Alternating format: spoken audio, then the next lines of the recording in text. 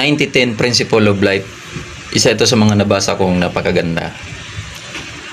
Ang sabi doon, 10% lang daw na pangyayari sa buhay natin ang hindi natin kayang i-control. 90% dito ay kaya nating i-control. Ilan-ilan lang yung mga hindi natin kaya i-control. Yung mga bumagsak na aeroplano, huminto yung traffic light, umulan, at halos lahat kaya na nating i-control. Lalong-lalo na yung ugali natin. Lahat ng pangyayari kasi may positibo at negatibo yan. Depende yan kung paano ka mag-react doon sa pangyayari. Isa sa mga example doon sa isang tatay na naghahanda patungo sa opisina.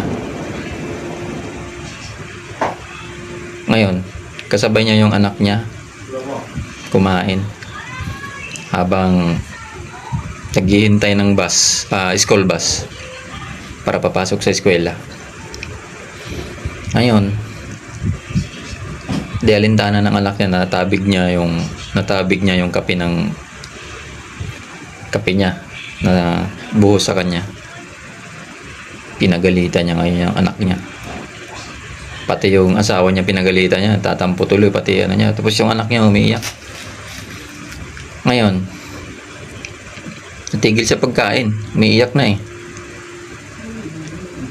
Ngayon, nung nagbibihis siya, paglabas niya, umiiyak pa rin yung anak niya. Nakalagpas na yung school bus. Ngayon, obligado siyang ihatid sa eskwelahan yun, na kung saan sadyain patungo dun sa opisina. So, sa makatwid, na late siya, 20 minutes. Kasi ganun siya nag-react dun sa sitwasyon. Balikan natin yung senaryo. Pwede rin mangyari na natabig ng anak niya yung kape. Di siya nagalit. Tapos sabi niya sa anak niya, next time anak, kailangan mo mag-ingat. Sige, kumain ka na dyan at magbibihis lang ako. Yung asawa niya, hindi niya pinagalitan. Bago siya nakabihis, paglabas niya, wala na yung anak niya. Nakaalis na. Nakasakay na dun sa school bus. So, nakikita niyo yung senaryo na ang laki ng diferensya kung paano tayo mag-react. Ang pinili niya,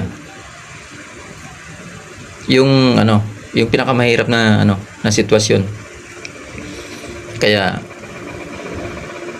anong nangyari? Late siya sa trabaho na kung saan, kung tutuusin, hindi sana siya malit ng 20 minutes kung